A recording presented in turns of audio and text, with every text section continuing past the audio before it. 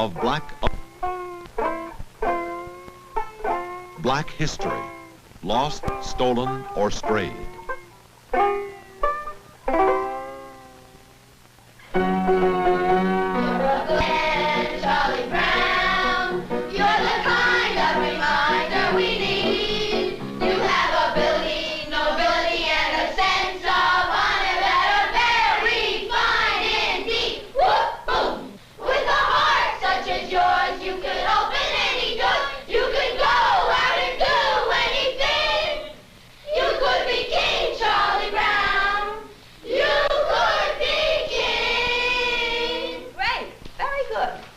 We'll go to lunch now, and this afternoon we'll continue with our meeting.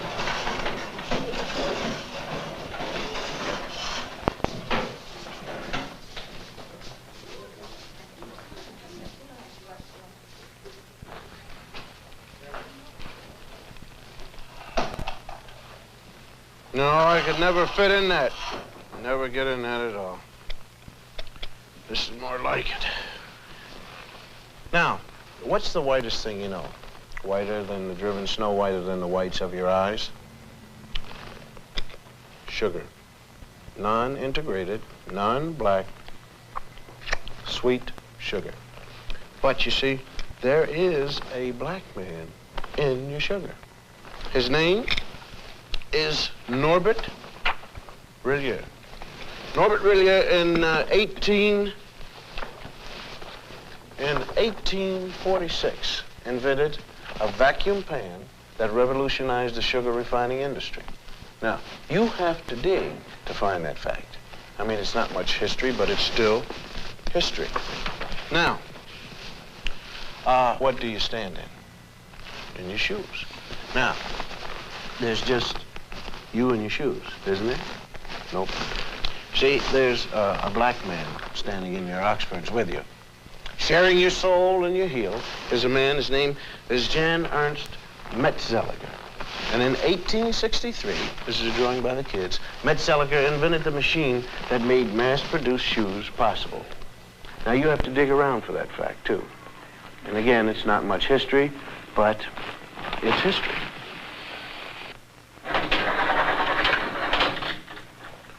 Am I coming in clear to California? I mean, is this TV signal driving through a pass in the Sierra Nevada mountains and slipping into San Francisco? Okay, well, I want to thank you, Jim Beckworth. Jim Beckworth out of St. Louis, hunter, trapper, and honorary chief of the Crow tribe of Indians. We had trouble finding you, Jim. Though you helped open the West, you didn't make the books. Chicago, right here, where the Wrigley building is. Young fellow by the name of Jean-Baptiste de Sable. Jean-Baptiste, he founded Chicago, when he traded with the Indians. And of course, there it is right there at that particular time. It was called Chicago, or Stinking Onion, by the Indians. And de Sable, he didn't even change the name at all. Now you take the Lewis and Clark expedition here, right in there. You'll find a black man named York, helping to open the West. Those men are trying to wash the black out of York. That's what you might call historically significant, because a lot of people think we ought to wash white, but we ain't gonna, you see. Texas. Coming to you, Texas, right down the Chisholm Trail, right here. Right down there with 5,000 black cowboys who never made it to the Hollywood Western. Did you know that, huh? In this same group, there was one black outlaw. His name was Deadwood Dick, who claimed his soul brothers were Bat Masterson, Billy the Kid, and Jesse James. Deadwood Dick used to ride into the saloon, order 2 drinks, one for himself and one for his horse. And here's his horse, drinking a shot of red-eye with a straw. And how about the 186,000 blacks who fought on the Union side during the Civil War? 38,000 died. How about Teddy Roosevelt's charge up San Juan Hill? It wasn't just the Rough Riders who made it. 4 black regiments went right up with Teddy. They didn't get lost going up the hill. They got lost in the history books. How about the North Pole? Snow White? Well, the first man there was black, Matthew Henson. He spoke Eskimo. And he was Admiral Perry's navigator. And although he made it first to the pole, it never quite made it to the history books.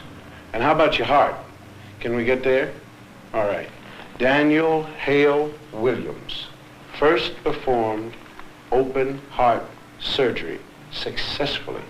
Now, this list could go on forever. Blacks who made it, blacks who made history, but who didn't get into the history text at all. And the strange thing is how little there is about us in the textbooks. Napoleon once said history is a fable agreed upon, and the fable agreed upon up to now is that American history is white on white. But sometimes we did get into the history books. All wrong. Now you take this one. The Growth of the American Republic, 1942 edition. Samuel Eliot Morrison, Henry Steele Commager. Quote, as for. This has to do with slavery. As for Sambo, Professor Morrison.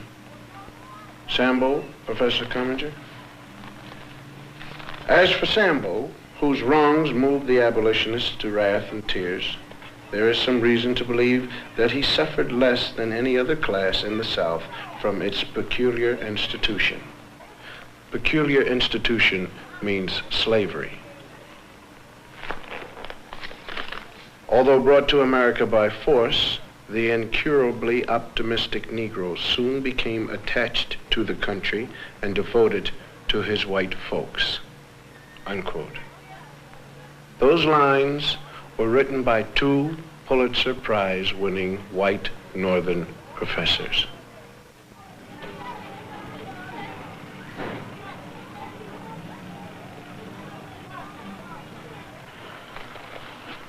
Slavery. That's the place everybody likes to start Negro history. You have ignorant black men being brought over from Africa in chains. Terrible thing, slavery. But this way slavery is taught, it sort of takes the sting out of it. Because the way it's usually taught, people think that we Afro-Americans started with nothing but little grass skirts like the kids in the Tarzan movies. And though America gave us slavery, America kindly gave us religion and a lick or two of education. And when we get more jobs and more education, then up from slavery. But we had something before we left Africa, something more than rhythm. I mean, we had a high culture. Culture was so high that great artists in the world are still borrowing from it. Now here's a sculpture by an unknown African artist. And here's what Paul Klee took from him. Now here's a work by an unknown black African, and Pablo Picasso liked what he saw. Another African design, and Modigliani swiped it, or he was influenced by it, or whatever polite word you want to use. Another black African artist, and Picasso didn't change it very much. I mean, when you look at this copying, you gotta give us a little more than rhythm. You gotta give us style. Now, if you tell the history of slavery right, you got a big problem on your hands. The slave trader didn't take some savage out of Africa. He took a human being.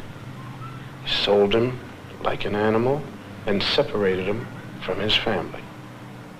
America invented the cruelest slavery in the history of the world. It broke up black families. After slavery was over, America kept breaking up the black man's family. And that's some awful history to teach.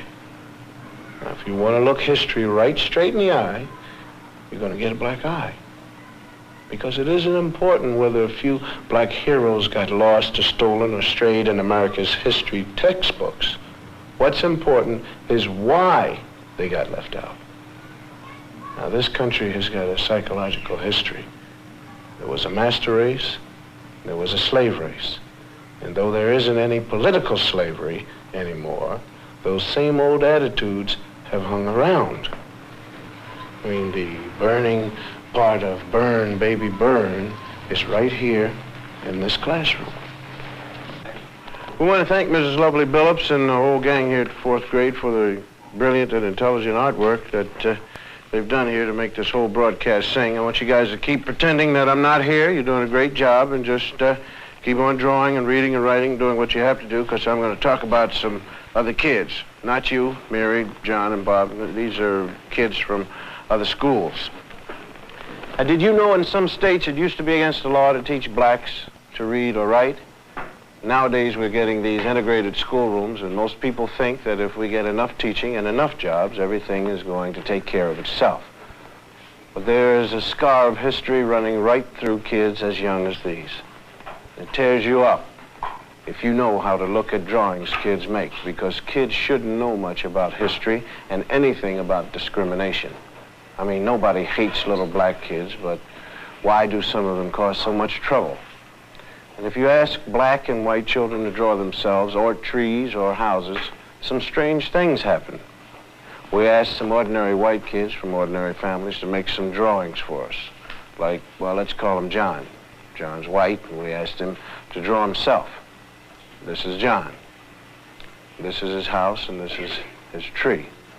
Then we asked a black kid, let's call him Ralph, to do the same thing. This is Ralph's drawing of himself. This is his tree. Now, why should two kids of the same age draw so differently? Enter the expert. This is Dr. Emmanuel Hammer, psychiatrist specializing in children's therapy. Well, let me illustrate it for you. Let's take these drawings. No matter what a child draws, he's really picturing himself.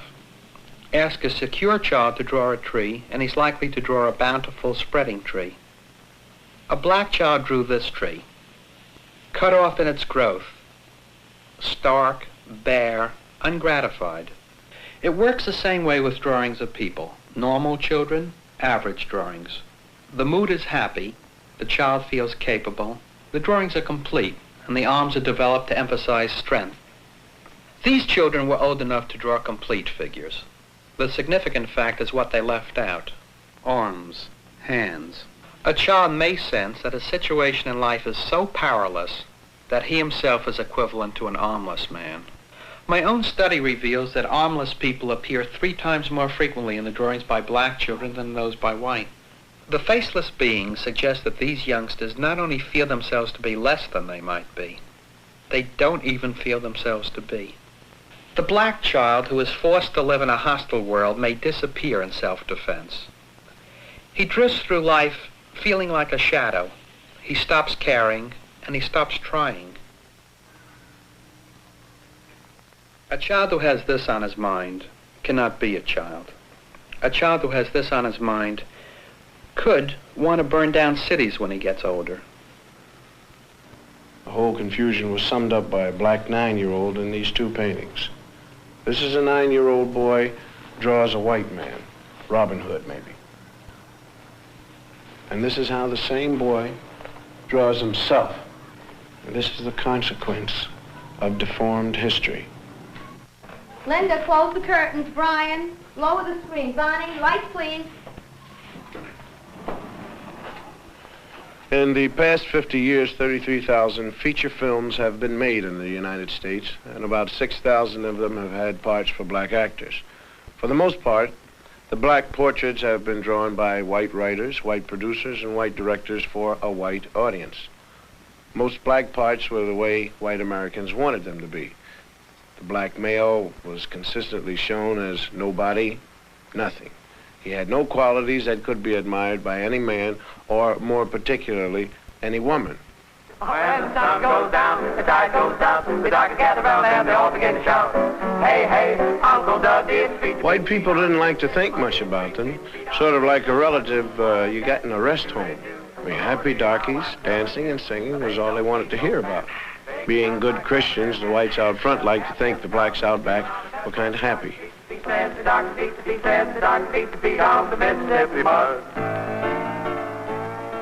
Uncle Tom's Cabin was one of the first movies made that tried to say anything about black people. Uncle Tom was changed a little each time it was put on the stage, and all the parts were played by white actors, and by the time they made a movie of it in 1903, Uncle Tom was just the white man's idea of a good nigger. You might say he was what H. Rap Brown ain't. They made this picture 5 times. And by the time they finished with it, Mickey Rooney could have played Uncle Tom.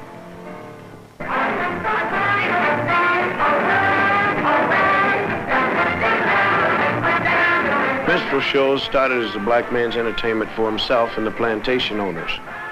When they were filmed, though, they were done by a white cast. You figure that out. They were done as sort of a joke, and the black entertainer couldn't even get a job making fun of himself. The first really vicious anti-Negro film was called The Birth of a Nation, and it was a honey. And the second worst thing about it was that technically in 1918 it was the best movie that had ever been made. A cat named D.W. Griffith produced it, and he knew how. See? Birth of a Nation pretended to tell the story of the Civil War and what happened afterwards when the slaves were freed. White women couldn't walk on their own sidewalk, if you believe the picture.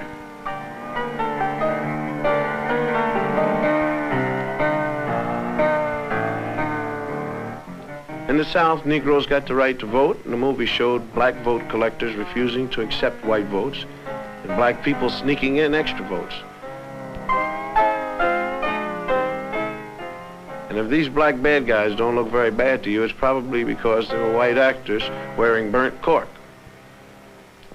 Negro legislators took over in the South, and in the film they were made to look like apes. And this was the movie version of how it looked in the Southern state legislature.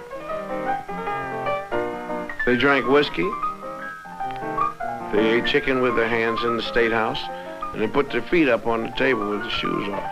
And of course, they passed all sorts of crazy laws according to the film, like anybody could marry anybody they wanted to.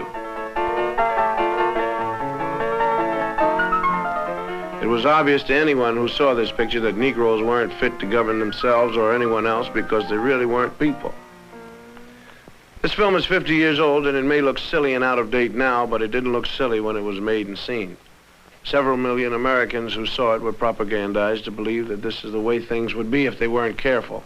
So they've been pretty careful. Colonel Cameron, a former officer in the Confederate Army, is all upset over the way Northerners and the freed slaves are changing his South, taking the mint julep right out of his mouth. So he takes a walk one day while he's worrying about it, and he sees two white kids playing, and then four black kids come along. Being hardly human and naturally afraid of ghosts, the black kids run. Colonel Cameron sees the whole scene, gets his great idea, and with this, that great white all-American organization, the KKK, was born. The cavalry and the bedsheet has come to the rescue. The South is saved. In this picture, the Ku Klux Klan was the good boy who saved the South. Most Hollywood films, though, even the early ones, weren't really nasty. Nobody was sitting around saying, hey, let's take care of the niggers. What producers were doing was making money. And to make money, they made pictures that white ticket buyers would enjoy. They showed Negroes the way most Americans like to think of them. To blame Hollywood is like throwing a rock at the mirror because you don't like what you see in it. Burt Williams was one of the great vaudeville performers. He couldn't get parts in white pictures, so he made a lot of short comedies. He played the part most Americans consider typical Negro. He wasn't bad, really, just lazy, stupid, and happy the way he was. And his feet hurt. He was afraid of most everything. And when he was scared, he shook and his teeth chattered. Unlike a scared white man, the black man's eyes could pop out of his head. And when he was so scared he couldn't talk. And he was also so scared he couldn't run.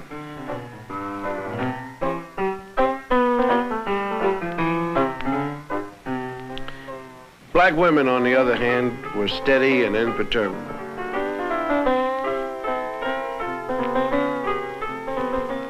They stood like a rock on the face of things that scared black men.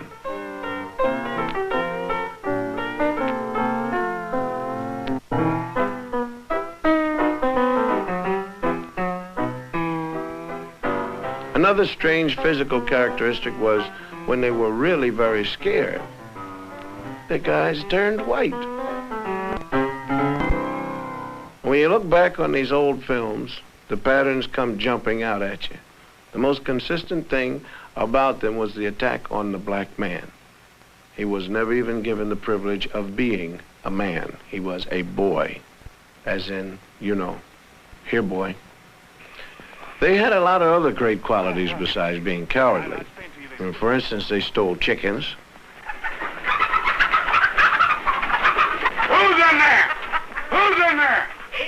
in here, but I'll check it.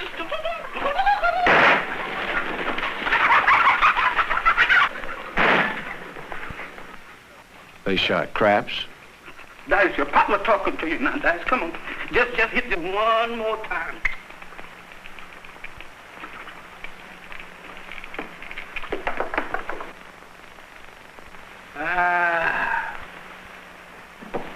And lions weren't the only thing they were afraid of either. They were afraid of gorillas. Wallace Rose, is that you next to me? Wonderful. Is that you next? Now, come on, Wallingford. Now, don't stand around. Come on, tell me the truth. Is that you next to me? Wallingford, please say yes, that's you.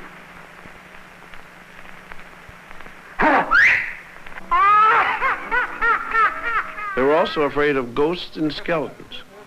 Jeff? Is that you scratching my head? Jeff? Jeff! Now, come on, now, what are you looking at?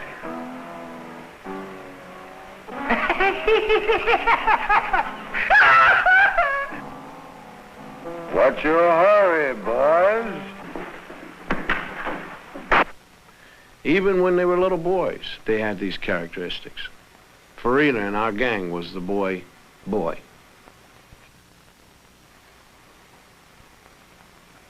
The tradition of the lazy, stupid, crap-shooting, chicken-stealing idiot was popularized by an actor named Lincoln Theodore Monroe Andrew Perry. The cat made $2 million in 5 years in the middle 30s, and everyone who ever saw a movie laughed at Steppin' Fetchit. Come out, wherever you is, wherever you be, wherever you do. Come out, wherever you am. How's the government looking for you? Where you going, stranger? You scare somebody stiff like that. I'm looking for hillbillies as you are. I ain't saying I am and I ain't saying I ain't. Well, that's close enough for me, because I'm tired of walking myself. The government told me I got to bring in a hillbilly, so you come go with me to Washington. I ain't a-going. That's the color of another horse. Well, I tell you, you don't go for me. We go for the Navy. No! I go for the Navy. Well, I tell you, go for the Army. No, I won't go for the Army. No, I won't go for Texas. It's too bad he was as good at it as he was. The character he played was planted in a lot of people's head, and they remember it the rest of their lives as clear as an auto accident. What's that? Are you an Indian? Yes, man, you don't know. I got Army Indian. I got 1 for the Cherokee, 2 for Seminole, and I got 4/5 Hiawatha. Wait a minute. Hiawatha was a woman. I can't help it. I got 4/5 of her.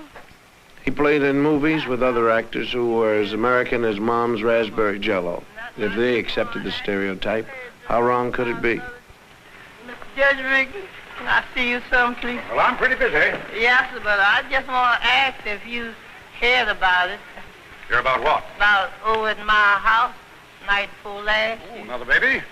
Yes, you sure guessed it, you heard. What's his name? Oh, we call him L.R. Elias Rigby Livingston. Oh, named him after me, did you? Yes, Elias Rigby. I told my wife, Ethel, I said, honey, I know Judge sure gonna be gratified. Well, of course, yes, I appreciate the honor. Yes, sir. I suppose a compliment, and I ought to do something for you. Yes, sir, that's what I thought. You come over to my place tomorrow, and I'll give you a job. Yeah. Raking leaves. I asked him to wait. All-American little Shirley Temple played a lot of parts that involved her with black actors. She was always real nice to them. Oh, James Henry, you always do it wrong. This is an imitation Steppin' Fetchit named Willie Best with Shirley. Come on, Miss Virgie. I just won't budge. I'll show them I'm not The cute little white girl was brave and strong in the face of danger. And the big black man was stupid and cowardly. What are you afraid of them for? Oh, honey, child, them Yankees is mighty powerful. They can even change the weather. Yes? Whenever they come around, I never know whether it's winter or summer. I'm shivering and sweating at the same time. James Henry, serve these cookies to Master Harold and wipe his chin. Yes, ma'am, Miss Bird. She was good to them, and they were good to her. Sort of a master and pet relationship. How would you like to see Uncle Billy dance? All right, James Henry, let's get going, son.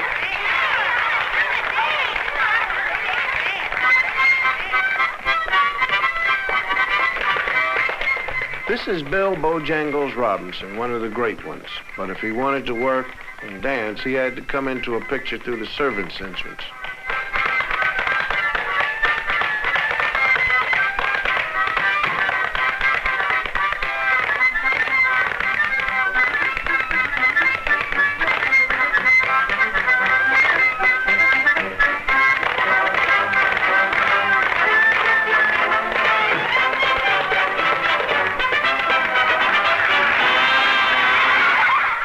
Shirley was good to children, too. They loved their little mistress, and she treated them real good. Hello, Sally Ann. Just like they were equals. Go on now, Sally Ann. Miss Virgie, please, ma'am. We all done come here to wish him many happy returns. That's it, many happy returns of the day. And we all done made you a darling. Here it is. Miss Virgie, there was more I had to say, but Ellie, I forgot it. Don't you worry. This is the very nicest present I got. Thank you ever so much. Yes, indeed, children. It was very thoughtful and sweet. Come now, dear. I'll see you later. Say me. Oh, we'll be waiting. I suppose it might have surprised a lot of Hollywood producers to know a scene like that could actually make a lot of people, mostly black, sick to their stomach. This is a lot of fun, isn't it? The newsreels that were shown along with feature films knew a good thing when they saw one. They helped keep all the black cats in their place. Nobody black ever did anything very newsy in a newsreel.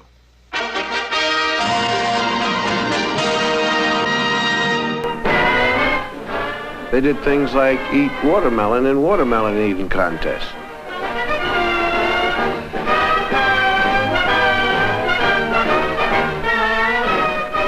Then another favorite for the newsreel cameraman was to film people throwing things at them. Good sport. Some college football publicity man decided this was a good idea.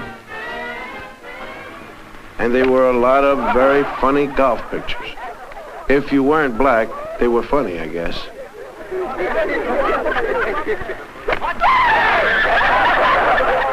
Lie down. Just right out of your mouth.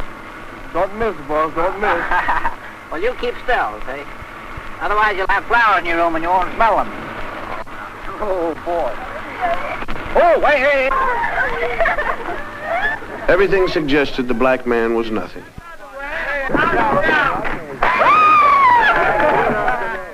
Hollywood adopted a sort of British attitude toward black natives of other countries. They were always sneaking around the bushes, you know, carrying stuff on their head. White men weren't supposed to get caught sweating. I've seen a picture called Prestige, and it stated the colonial attitude. Don't let it break, Andre. Take to him your race for a wedding gift. The prestige of the white man. That means everything you stand for, and it is the only weapon you two will have. Prestige. That it is enough to preserve you. Yes, sir. And I'll try to remember it. If you'll kiss me.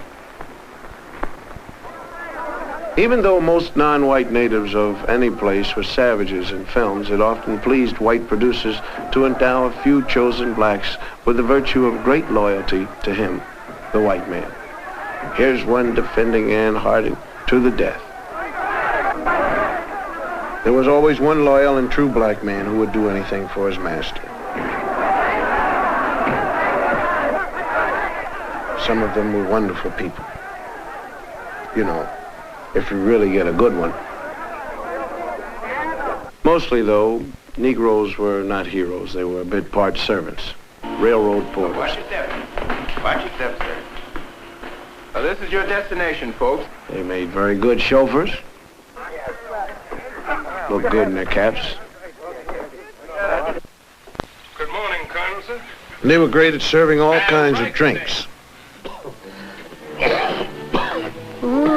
That cough of yours stays with you like poor relation. What's that you got there, Libby? Just sassafras tea.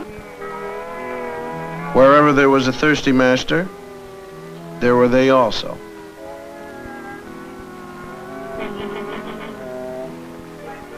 Come back. They played Aunt Jemima. Will you have enough?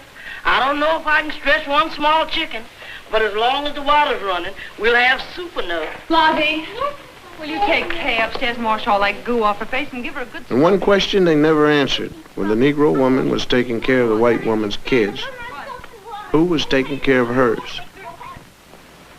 They did all kinds of odd jobs around the picture, like walking horses. When they weren't walking the horses, they were out back playing craps, of course. Recreation. They met people at the station for their masters. Is you folks, We've come all the way from Ireland. Mr. Milford's expecting us. Mr. Milford. Yes'm, you is which I'm looking for. I'm Mr. Milford's boy. His boy, you say? Yes, sir.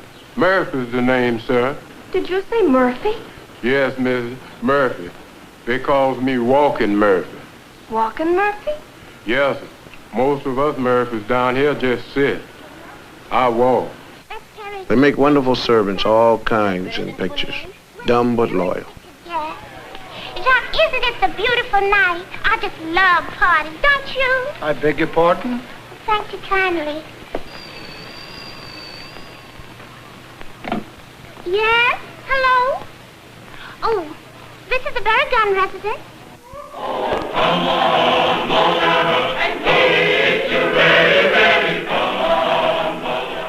And things were getting pretty tough during the 30s. And a good thing for a lot of black actors was that they made a movie called The Green Pastures with, like they say, a cast of thousands. It gave a lot of people work, but it had all the old stereotyped characters. It was clever and funny and all black. But it was a white man's picture. I'm the Indian. Henry, you sure got the prettiest wings. Oh, they just my old ones. Cigar, gentlemen, cigar. Let's have yourself. Cigar, gentlemen, cigar. Oh, Lord, the smokehouse is empty. Oh, Lord, let me get them groceries. Oh, Lord, let me see that new six. Where? Come on, you gonna feed me or not? Hey!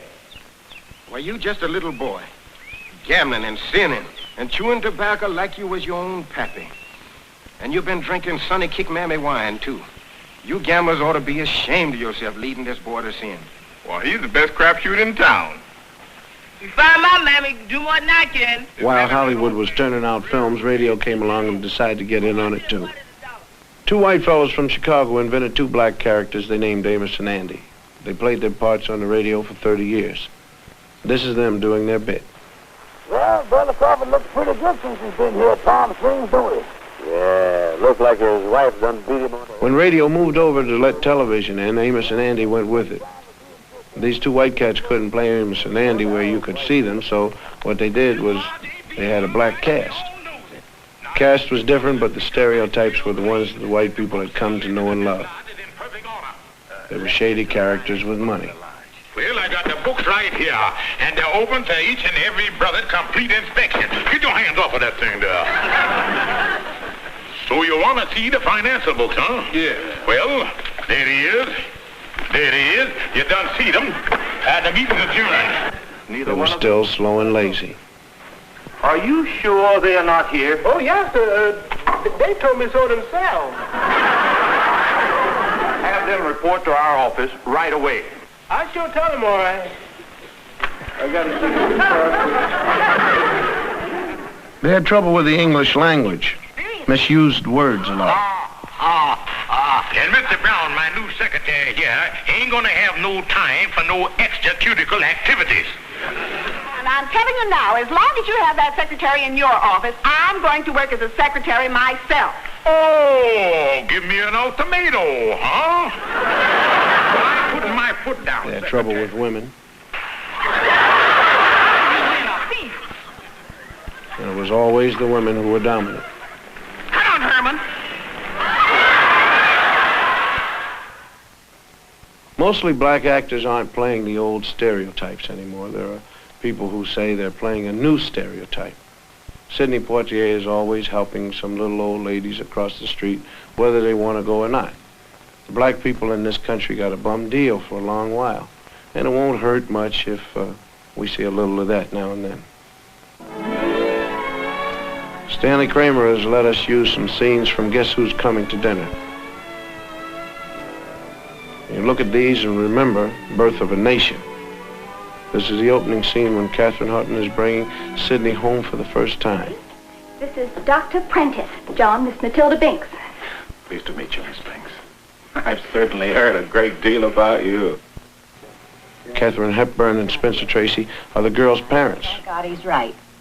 She's 23 years old, and the way she is just exactly the way we brought her up to be. We answered her questions. She listened to our answers. We told her it was wrong to believe that the white people were somehow essentially superior to the black people, or the brown or the red or the yellow ones, for that matter. People who thought that way were wrong to think that way. Sometimes hateful, usually stupid, but always, always wrong. That's what we said. And when we said it, we did not add, but don't ever fall in love with a colored man. Sidney tells it like it is to his old man. You and your whole lousy generation believes the way it was for you is the way it's got to be. And not until your whole generation has lain down and died will the dead weight of you be off our backs. You understand? You've got to get off my back.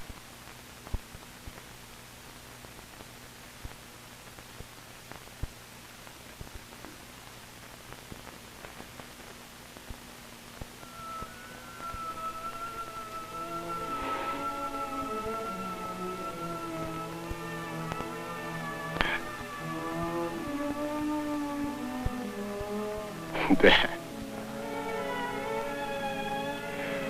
you're my father. I'm your son. I love you. I always have, and I always will.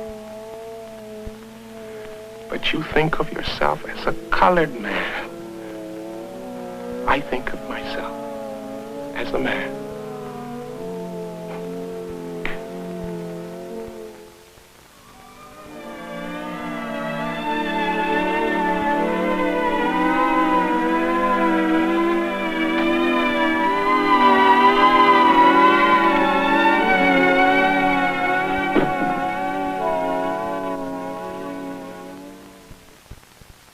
By the time the world of movies and the world of education get into the streets of black America, some strange things happen. Because what history and the movies have told the black man is that he's nobody unless he joins the white world. The white world only comes into the black ghetto by messenger.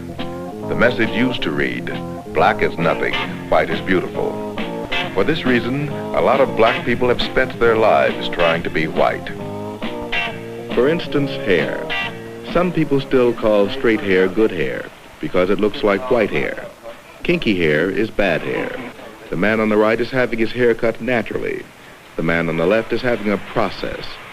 What the barber is doing is applying harsh chemicals to his head so he'll have straight hair like all those movie stars have. It's a painful, long job that costs about $6 and has to be looked after every couple of weeks. These days, many young black men find the whole process demeaning. It's going out of fashion, even in the ghetto. It takes pain to become like a white man, and more pain when you know you can't make it.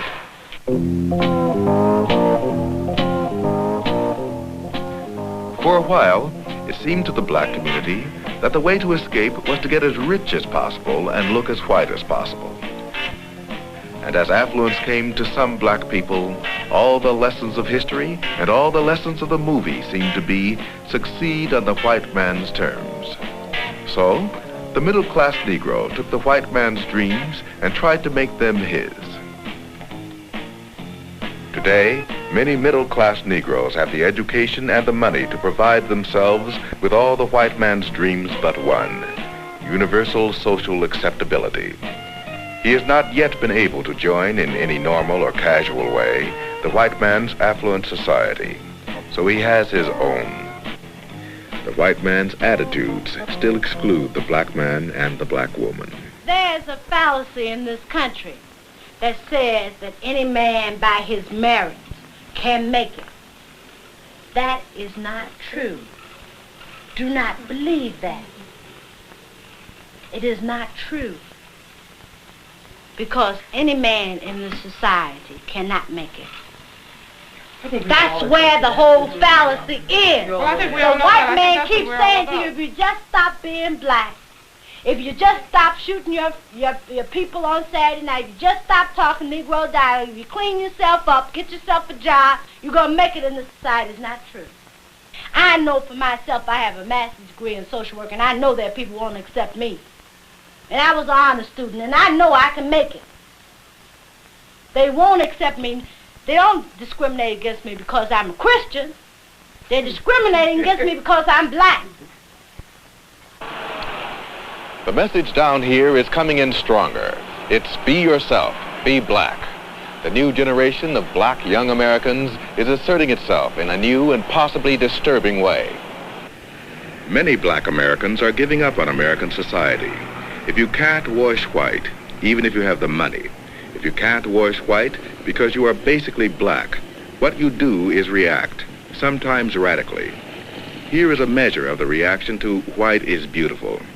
This is a storefront school in Philadelphia. The children are being given a black preparation before they enter the city's schools. They're not especially gifted children, they're just from the neighborhood. One black man named John Churchville put it all together in finance. Right? You understand that? Yeah. All right. A number is a concept of quantity or an amount. That is wrong. No. A number is a concept of quantity or an amount. That is dead wrong. He's not only teaching new math to children whose ages range from 17 months to 5 years, he's decided to give them the emotional armor they need to protect themselves against the education they're sure to receive when they start kindergarten. Anybody tells you something wrong, are you going to do it? No! All right. What do you want, you know? I want freedom. When do you want it? I want my freedom now. No, you have to wait till next week, you know. You can't have it now. How can you wait till next week? Yes. Okay. Sit down. All right, young man, stand up. When do you want your freedom, young man? I want freedom now. You can wait till next week, though, can't you? No. Michael, you just have to wait till next week. You can't have it now. Are you willing to wait till next week? No. Suppose I said that you have to wait till next week. Now, you're going to wait till next week, aren't you? No. How are you going to get your freedom? I will use any means necessary to get my freedom. Any means necessary? Yes. You know, all right, sit down. Young man, what is your name? My name is Eric Houston. Levante.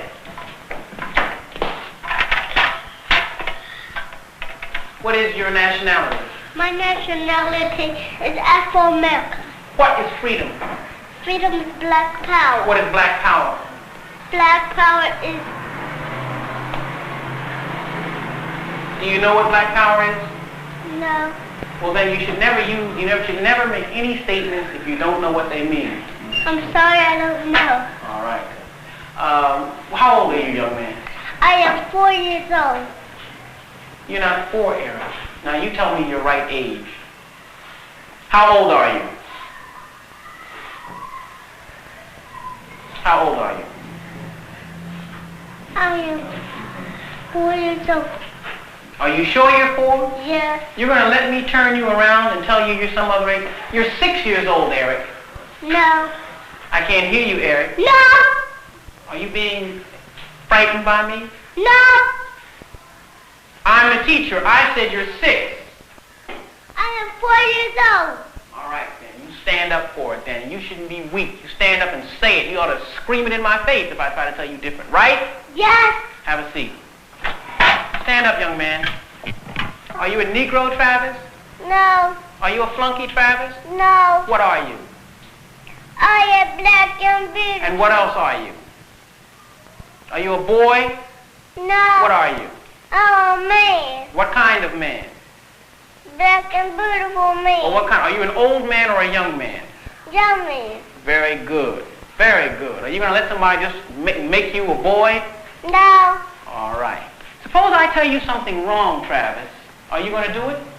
Yes. You're going to do something if I tell you when it's wrong? No. Have a seat, young man. Eric, you're going to be reasonable, aren't you? No. Come here. Here you are, fine young man, right? Yes. Are you going to be scared of me? No. Are you going to be scared of some president of the United States? No. Some mayor? No. Some policeman? No. All right. You're a Negro. Yes! You're a Negro, Eric. No. Somebody pass me my stick. I said you're a Negro, boy. No. You're getting mighty soft. You're a Negro. No. Very good. All right, sit down. You, young man, you come here.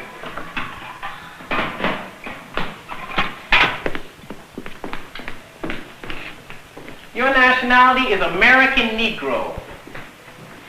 Yes. No. Your nation... Now look, don't play with me. You're a Negro. No. I am... No. Suppose I threatened to beat you, what would you say? Aren't you a Negro now? No. What are you? I'm black and beautiful. What is your nationality? My nationality is Afro-American. Suppose I had some money in my pocket. Suppose I gave you $1 to say that you're an American Negro. This is money now. Money talks. Money talks. This $1. And if you don't say it, you don't get it. You're an American Negro, aren't you? No. You won't have any money. You know you need money, don't you? Yeah. You need money to live, don't you? Yeah. All right. All you have to say, Leon, is that you're an American Negro. Aren't you an American Negro? Are you an American Negro? No. What are you? I'm black and beautiful. What's your nationality? My nationality is Afro-American. Very good, man. Keep it up. Go sit down. You had to think about that a minute, didn't you? Yeah. All right. All right, everybody. What is your nationality? My nationality is Afro-American. Good. All right. What will do to you in different ways when you get out of the school? They're not going to just come right up to you and give you $1 or say, if you say that you're an if you say you're an American Negro, I'll give you $1. But they're going to be very nice to you, some of them, and they're going to try to, get you not to love black people. They're going to try to get you to, be something other than you are. They're going to try to make it seem as though you're different from the masses of black people. And they want you to go away. Now, I'll tell you, I'll give you special things if you just come along with me and do what I say. But you must reject that. Now, you know what that means? That means you're not going to have the money you'd like to have, and money is not important. We need money. We have to buy things with it, but money is not the thing that we're living for. The only thing that makes a person worth living is being a man and being a woman, being strong in character, being straight, telling the truth, and living in the truth and doing the right thing. You understand that? So no matter what happens, I want you all to always tell the what? You may not get the marks you're supposed to get in school. You may be doing the work, but because the teacher doesn't like your attitude, and she'll always tell you, I don't like your attitude. Because you're independent, but you're not going to school for grades. You're going for what? Yeah. All right, and what kind of people is everybody in this room going to be? Tell me the kind of people you're going to be. Black and beautiful. What else? You're already that. What are you going to be? You're going to be stupid? No. What kind of people are you going to be? Excellent. You're going to be excellent, and what else? Yes, ma'am. Strong. And strong, and what else? And good. And good, and what else? And genius. And a genius, and what else? I'm looking for another word. All of you are geniuses right now, and you'll be better than that. What else? I'm looking for a word that begins with a B. Brilliant. Brilliant. And brilliant really means to shine. And all of you will shine. All of you are really going to be brilliant. Good enough. All right. How does everybody feel now? You ready to get ready for lunch? Yeah! Who's hungry? Well, that's kind of like brainwashing. Or is it? I mean, can you blame us for overcompensating? I mean, when you take the way black history got lost, stolen, or strayed, when you think about the kids drawing themselves without faces, and when you remember the fine actors who had to play baboons to make a buck, I guess you got to give us a sin of pride. Pride. Hubris in the original Greek. There's 300 years we've been in this American melting pot, and we haven't been able to melt in yet. And that's a long wait. Listen, we've been trying all kinds of parts to make the American scene. We've been trying to play it straight and white, but it's been just bit parts. Now, from now on, we're going to play it black and American, because we're proud of both. Hubris. I'm Bill Cosby, and you take care of yourself.